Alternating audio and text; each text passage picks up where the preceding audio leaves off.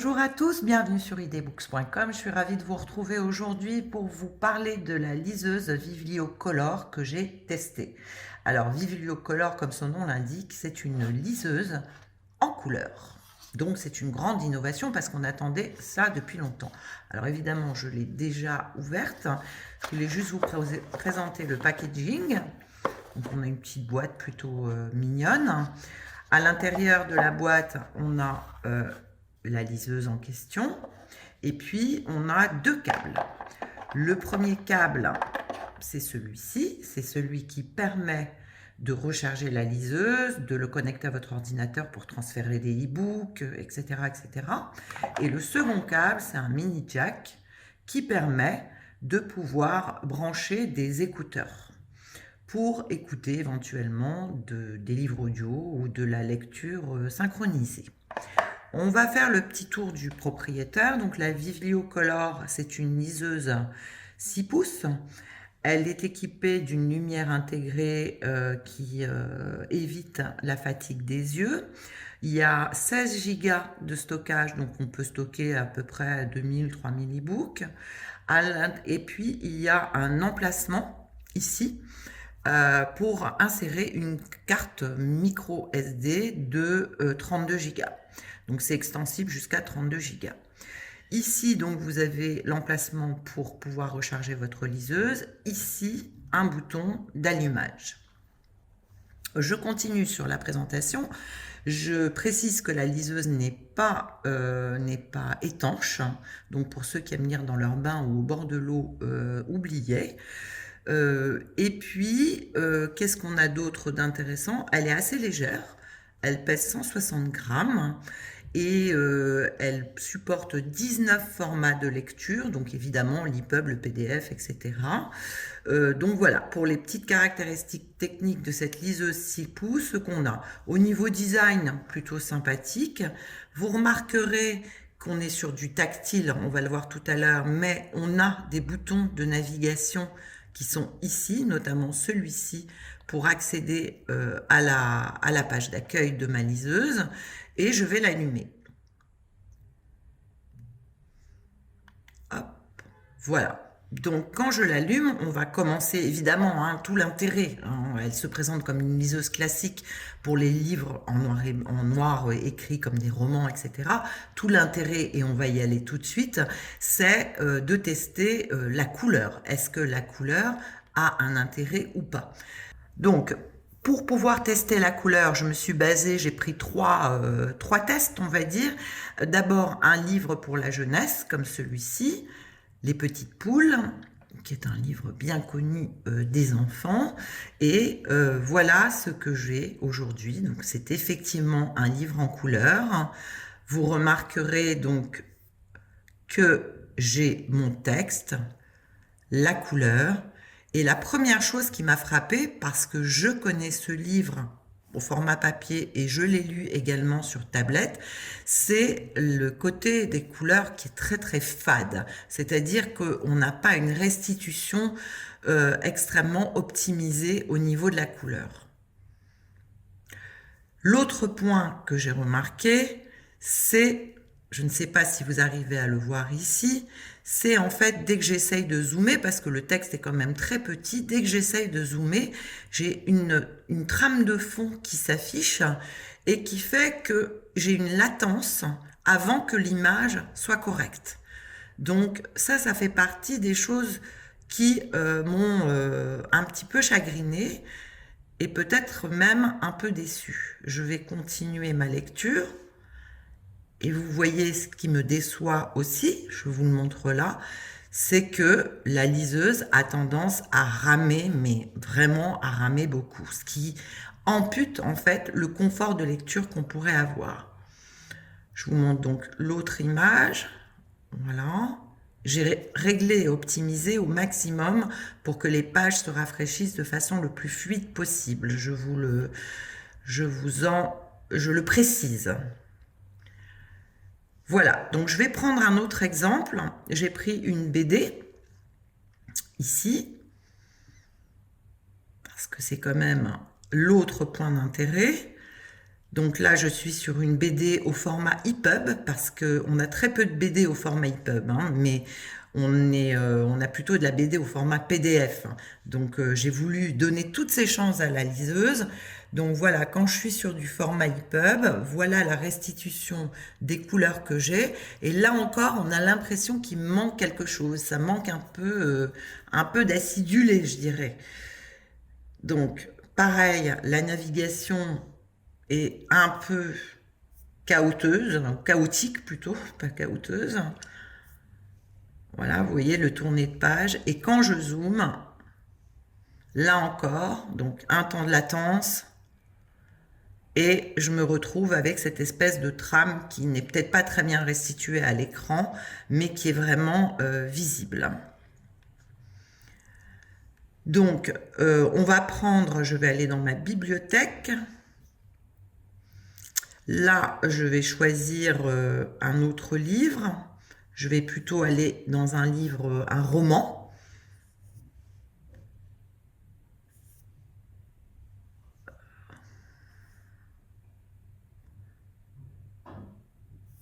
Je cherche, excusez-moi. Voilà, je vais prendre le roman Chronos de Marion Juniac. Et donc, hop, je vais diminuer la police de caractère, la mettre en plus normal parce que j'ai fait des tests. Donc ce qui est intéressant au niveau de la liseuse, c'est que là pour le coup sur du roman classique, on se retrouve avec la qualité d'un écran à encre électronique classique. Et pour bénéficier de la couleur, il y a des petites choses un peu sympas qu'on voit dans la liseuse, comme par exemple si je veux surligner un passage, voilà par exemple je choisis ce passage-là, et bien ma liseuse me propose de les surligner en différentes couleurs. Donc j'ai une chromie de 4 couleurs. Donc par exemple là je vais choisir cette espèce de vert. Donc voilà, donc pour les gens qui prennent beaucoup de notes, qui ont besoin de souligner et tout, c'est plutôt sympa de pouvoir s'y retrouver avec des codes couleurs. Autre chose aussi qui est intéressant, c'est que je peux aussi écrire sur mon texte. Donc vous voyez, bon, voilà, si j'ai besoin d'écrire une petite note de bas de page ou quelque chose, donc c'est plutôt pas mal. Si je retourne à la liseuse, j'ai aussi un mode application qui est plutôt sympathique. Donc je retrouve des jeux. Donc là, il y a un solitaire, un sudoku, etc. Et puis, je peux faire aussi, si j'ai envie de me détendre, un coloriage. Donc là, j'ai choisi l'un des 7 nains et j'ai ma petite palette de couleurs. Donc vous voyez, même la palette de couleurs, elle est quand même plutôt fade, quoi. On est sur des couleurs très pastel. Donc un livre en couleur qui a des illustrations qui pètent ne sera pas du tout restitué de la même manière. Donc pour la couleur, c'est le même principe. Je choisis par exemple ça et je vais choisir, hop, de mettre le chapeau de mon 7 nains en bleu. Voilà, ça c'est pour le côté sympathique, un peu ludique de ce qui est proposé. Donc il y a pas mal de petits coloriages qui sont proposés dans l'application. Et l'autre chose que je voulais vous montrer également, c'était que cette liseuse bénéficie d'un navigateur. Alors, je n'arrive pas à y entrer là directement. Attendez. Hop. Voilà, je vais retourner dans mes applis. J'ai fait une petite mauvaise manip, désolé. Je retourne dans mes applis et là, je vais choisir un navigateur. J'arrive sur le navigateur que vous connaissez bien. Donc là encore, si vous connaissez le logo de ce navigateur, le temps de charge est un peu long, mais si vous connaissez le logo du navigateur, vous verrez que les couleurs sont quand même très fades par rapport à une restitution qu'on a sur un écran, par exemple un écran LCD sur un smartphone, hein. Donc je vais aller sur idbooks.com évidemment, donc idbooks. Le clavier est plutôt réactif, hein, donc c'est plutôt sympa. Ça va, il rame pas trop pour le coup. Donc idbooks.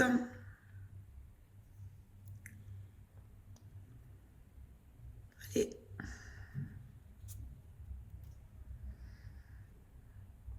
Si, ça rame quand même, hein.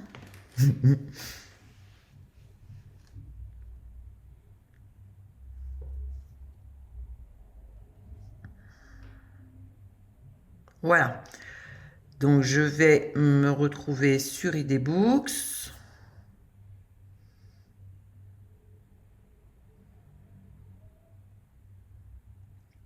On voit que je suis sur la version AMP du site, donc la version, on va dire, mobile.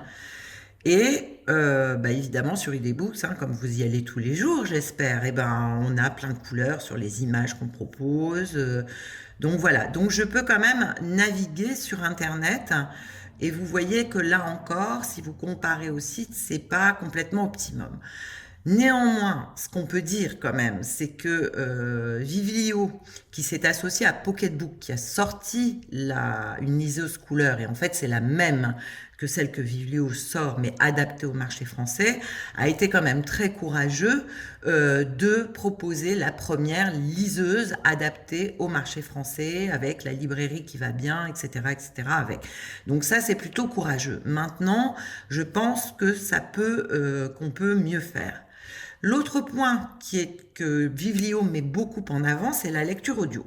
Donc moi, j'ai essayé d'écouter des livres audio enregistrés en tant que tels, on va dire, et ça n'a pas été possible. Par contre, ce que j'ai fait, c'est que j'ai utilisé, je n'ai pas réussi à le faire. L'autre chose aussi que je voulais vous noter, c'est que j'ai des écouteurs sans fil. Nous avons la possibilité dans la liseuse d'avoir le Bluetooth, et en activant le Bluetooth, je n'ai jamais réussi à appairer mes écouteurs sans fil. Donc résultat, j'ai pris le mini jack avec de vieux écouteurs avec fil, et j'ai écouté de la lecture audio sans écouter un vrai livre audio, mais uniquement de la synthèse vocale. Et on va écouter ce que ça donne sur une enceinte, la synthèse vocale en question, puisque malheureusement, je n'ai pas pu trouver de moyen de vous faire écouter un vrai livre audio travaillé par un éditeur spécialisé dans le livre audio. Sur la lecture audio, je n'ai pas pu tester évidemment le Bluetooth comme je vous l'ai dit. Je n'ai pas pu non plus écouter un livre audio, un vrai livre audio. Donc je me suis dit que j'allais faire la rencontre de Mathieu. Mathieu qui est la voix française en fait qui est capable de lire des romans par exemple en synthèse vocale. Donc je vais vous faire écouter.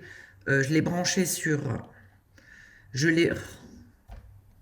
Donc, je vais vous faire écouter la voix de Mathieu. Décidément né avec l'intention de lui pourrir la vie. Il hurlait tout au long de la journée et sa mère ne se consacrait plus qu'à son petit Julien. Thomas aussi passait chaque minute de son temps libre avec ce minuscule braillard. Julien, Julien, Julien. Parfois, Voilà, donc c'est à vous de juger si ça vous plairait d'écouter un livre avec une voix telle que celle-ci. Aujourd'hui, on a quand même des voix qui sont des voix robotisées, on va dire, qui sont d'une qualité presque naturelle. Donc là, pour ma part, en tous les cas, je trouve que c'est vraiment pas au point. Maintenant, ça pourra aider les personnes empêchées de lire, par exemple, de pouvoir bénéficier d'une lecture audio, Ce que je voulais vous montrer aussi, c'est que il y a la possibilité de lire plusieurs langues. Donc, par exemple, l'allemand avec Ruben, l'anglais avec Kendra, et donc le français avec Mathieu. Évidemment, c'est pour lire des livres qui sont soit en allemand, soit en anglais. Mais ce qui est... Allez, on va rire un tout petit peu. Ce qui est rigolo, c'est que par exemple, si sur mon livre en français, je choisis la voix de Kendra, je vais vous faire écouter, elle est capable de me lire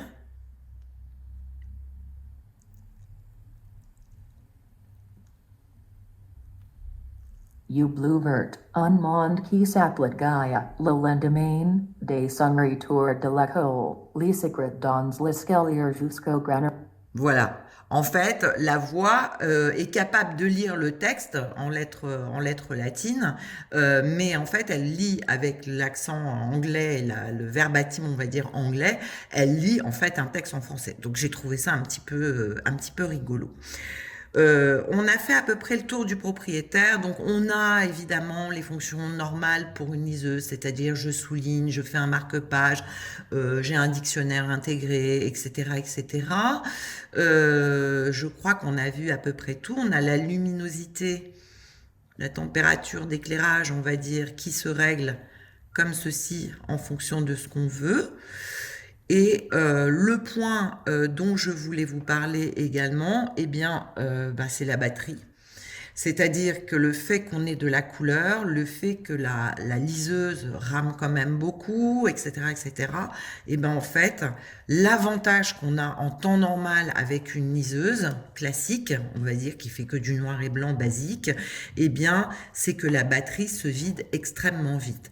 En lecture normale, globalement, ma batterie, elle dure 1 jour et demi, on va dire, 2 jours, sans que je l'utilise pendant des heures et des heures. Hein. Donc ça, c'est quand même un petit peu dommage parce que l'avantage de la liseuse qui est capable de vivre pendant des mois en autonomie, là pour le coup, on perd vraiment en qualité.